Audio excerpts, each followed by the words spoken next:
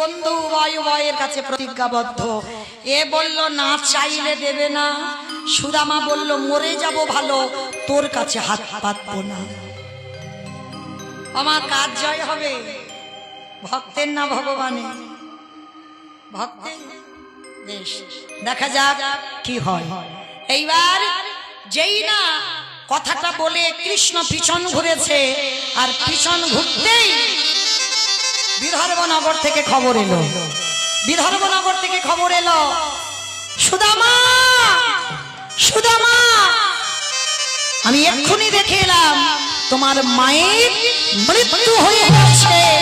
তুই চলে গেলি বলে আমার মাও চলে গেল। ছুটে গেল বিদর্ভনগরে, গিয়ে দেখলো মায়ের মরা দেহটা পড়ে আছে বারান্দা। মায়ের বুকে আছাড় খেয়ে পড়ল, মা, আমার কৃষ্ণ আমাকে ছেড়ে গেল বলে তুমিও অভিমান করে চলে গেলি, আর যে আমার পৃথিবীতে কেউ রইল না। গ্রামের লোকজনেরা বলে উঠলেন, সুদামা, যতই আপন বলে ধরে রাখিস না কেন, এইবার মা লক্ষ্য করে দেখে সুদামা ঠাকুরের মাতৃবিয়োগের পর সুদামা ঠাকুরের একটা ব্যাধি এলো, যেটা হলো কৃষ্ণ অনুরাগের ব্যাধি। আর কৃষ্ণ অনুরাগের ব্যাধি হলে আর এই সংসার ভালো লাগে না। এ ব্যাধি যার একবার ধরে, সংসারের মায়াইতে তাকে বাঁধা যায় না। গ্রামের লোকজনেরা বলা বলি করলো, আরে সুদামা যদি এইভাবে কাঁদতে থাকে ও তো মরে যাবে। আজকের সুদামার বিবাহের দিন ঠিক করা হলো, যার মেয়েটার নাম হলো বসুন্ধরা। শুভ দিন, শুভক্ষণ, শুভ লগ্নে বিবাহ হলো। এত অভাব, এত কষ্ট, সেই কষ্টের সংসারে সুদামার একদিন বলল বসুন্ধরা মা, স্বামী, কৃষ্ণ যদি তোমার বন্ধু হয়, যাও না একবার তার সঙ্গে দেখা করে এসো না। বসুন্ধরা, তার সঙ্গে আমার ঝগড়া। আচ্ছা, তোমার কি নিয়ে ঝগড়া? বলে সেই যে নাড়ু নিয়ে। শোনো, ঝগড়াটা যে করেছো, আমি কি একবারও বলেছি তুমি তার কাছে কিছু চাও? দেখা করে আসতে কি অসুবিধা আছে? যাও না। বেশ, এতদিন পরে তুমি যখন বলছো আমি যাব, কিন্তু কি নিয়ে যাব? ভিক্ষা করে জোগাড় করে দিল কিছু শুকনো ছিঁড়ে, আর একটা বাড়ি থেকে কিছু খুঁত পেয়েছে, আর একটা বাড়ি গুড় পেয়েছে। এবার পুটলিতে করে বেঁধে সুদামা ঠাকুরের হাতে দিয়েছে। একদিকে বেঁধে দিল শুকনো ছিঁড়ে, একদিকে বেঁধে দিল ওই গুড়ের নাড়ু। বেঁধে দিয়ে বলছে, স্বামী যাও, আর দেরি করো না, তুমি চলে যাও, তোমার বন্ধুর সঙ্গে দেখা করে এসো। দেখা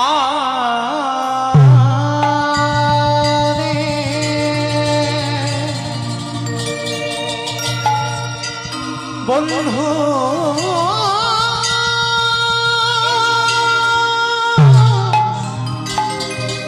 বন্ধুরে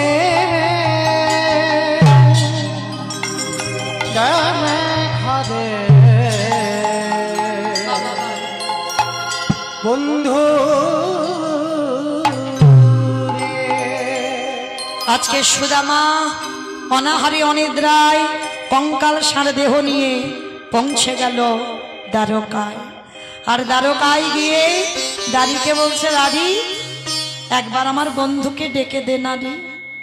এই, কে তোর বন্ধু? এখানে কোনো বন্ধু থাকে না, এখানে থাকে আমাদের মহারাজ কৃষ্ণ, ওটাই তো আমার বন্ধু। বলে, শোনো, এখানে বসো, তোমার মতো কাঙালের বন্ধু আমাদের কৃষ্ণ নয়। সোনা দানা টাকা পয়সা যা চাইবে পরে দেবে, এখানে বসো। বিশ্বাস কর দাদা, আমি সোনা দানার ভিখারি নই, আমি বন্ধু হারা ভিখারি। কখন থেকে বলছি, তুই কানে শুনতে পাচ্ছিস না? দাড়ির হাতে ছিল বেতের বাড়ি, ওই বেতের বাড়িটা দিয়ে সুদামাকে জাঘা, দূর হয়ে যা, বেরিয়ে যা বন্ধু। এদিকে সুদামার অঙ্গে যত আঘাত, ওদিকে আমার ভগবান কৃষ্ণের অঙ্গে ততগুলোই আঘাত। সত্যভামা রুক্মিণী বলছে, প্রভু কে কে তোমাকে এমন করে মারছে? সত্যভামা, আমায় মারছে না, আমার প্রাণ আমার জীবন দরজায় এসে গেছে। ছুটে গেল ভগবান দরজায়, সুদামাকে কোলে করে নিয়ে নিজের স্বর্ণ সিংহাসনে বসিয়েছে। সত্যভামা, রুক্মিণী যাও যাও, তাড়াতাড়ি গিয়ে পা ধোয়ার ব্যবস্থা করো। এইবার পাদ্দর্ঘ নিয়ে এসেছে, আর ওই পাদ্দর্ঘ নিয়ে নিজের খাতে আমার ভগবান চরণ দুখানা ধৌত করছে। সুদামা ঠাকুর বলছে, কি করছিস? চুপ, যা করছিস শুধু দেখে যা। শুধু চরণ ধোয়ালো নয়, সেই চরণ ধৌত করা জল আজকের পান করল। সেই যে 14 বছর রামচন্দ্রের খরম সেবা করেছিল ভরত, আজকের সেই চরণ ধৌতা করা জল পান করে খরমের ঋণটা শোধ করে দিল। এইবার সুদামাকে কোলে করে নিয়ে যে পালঙ্কে আমার কৃষ্ণ শয়ন করে, সেই পালঙ্কেতে সুদামাকে শয়ন করিয়েছে। শুধু শয়ন নয়, ভগবান আমার সুদামার চরণ সেবা করেছে। এইবার ভগবান চরণ সেবা করছে আর জিজ্ঞেস করছে, ও সুদামা, শুনলাম তুই নাকি বিয়ে করেছিস? করেছি। যা কিছু তার ইচ্ছাতে হয়, যেন কিছু জানে না। বলে করেছি। তা হ্যাঁ রে, তা বিয়ে করলি কই, আমায় নিমন্ত্রণ করলি না? মানে তোর সঙ্গে তো আমার ঝগড়া ছিল, ওই জন্য করিনি।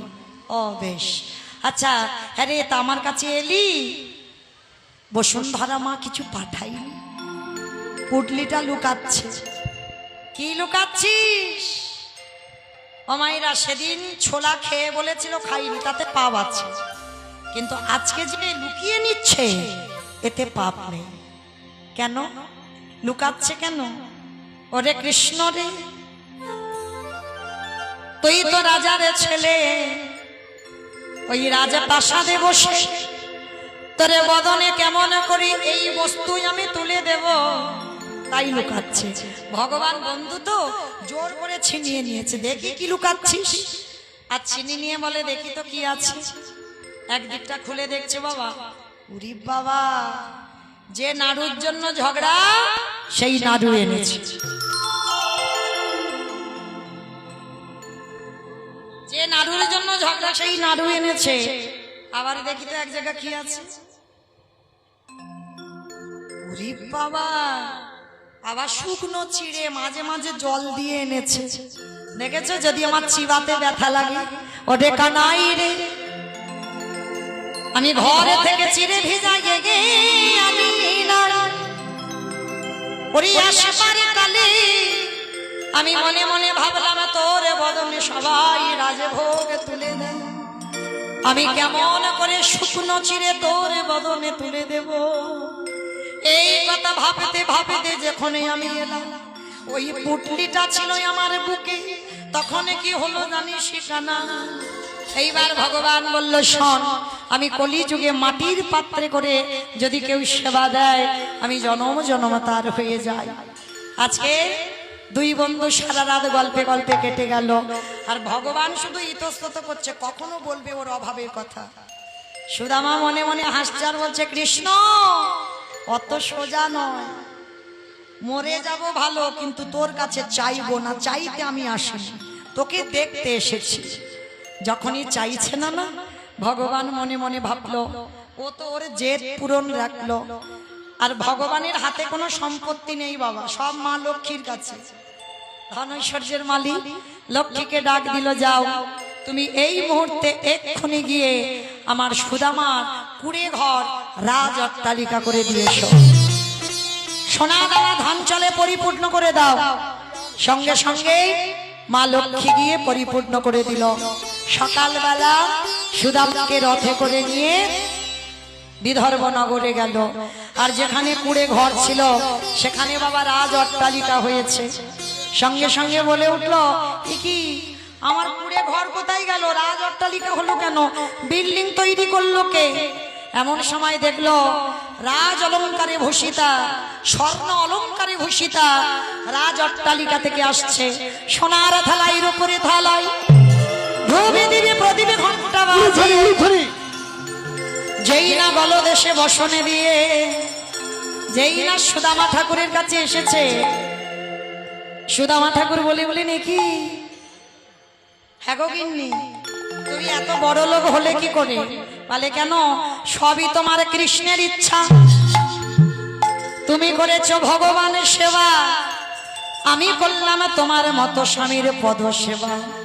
আর তোমার মতো স্বামীর পদ সেবা করে আমি ঘরে বসে যুবা দেখতে পেলাম হৃদয়ে মন্দির আলো করে, ঘরে বসে যুগল দেখতে পেলাম। আস্তে এইবার সুদামা বলল, বসুন্ধরা তুমি একা দেখেছো, আমি দ্বারকায় কৃষ্ণের কাছে গিয়ে দেখেছি, তাহলে দুজনে তো একসঙ্গে দেখিনি। এসো আমরা দুই লোকে একসঙ্গে আকুল প্রাণে ডাকি। আজকে কৃষ্ণ যেই না হা কৃষ্ণ প্রাণ গোবিন্দ বলে ডাকলো, সুদামা আর বসুন্ধরা মা নয়ন জলে বুক ভাসিয়ে কাঁদছে, প্রভু একবার তুমি যুগল রূপে দর্শন দাও। ভক্ত বাৎসল্য ভগবান থাকতে পারলো না, ধরাই নামলো। মায়েরা আজকে লীলা শুনে জানলাম কি, ভগবানের কাছে জীবনে কিছু চাইবে না, চাইলে কম পড়বে, যতটুকু দেবে সীমাবদ্ধের মধ্যে থাকবে। আর না চাইতে যদি ডাকার মতো কেউ ডাকতে পারো, ভালোবাসার মতো বাঁচতে পারো, এত কিছু দেবে তুমি রাগবারে জায়গা পাবে না। চলুন এবার এতক্ষণ যারা যারা প্রসাদ পাননি, এবার আপনারা প্রসাদ পাবেন। আমাদের ব্রত চলছে, আমরা হবিষণ্ণ পাবো একবার, কারণ এখনো তো ব্রত চলছে আমাদের, কালকে দিনটা আছে। হরিবল। তো চলো আপনারা ভালো থাকবেন, সুস্থ থাকবেন, সবাই এইভাবে গোবিন্দ সেবা করেন, গোবিন্দ ভজনা করেন। সুদামা ঠাকুরের মতো একদিন না একদিন অন্তিম সময় আমাদেরও গোবিন্দ কৃপা হবে।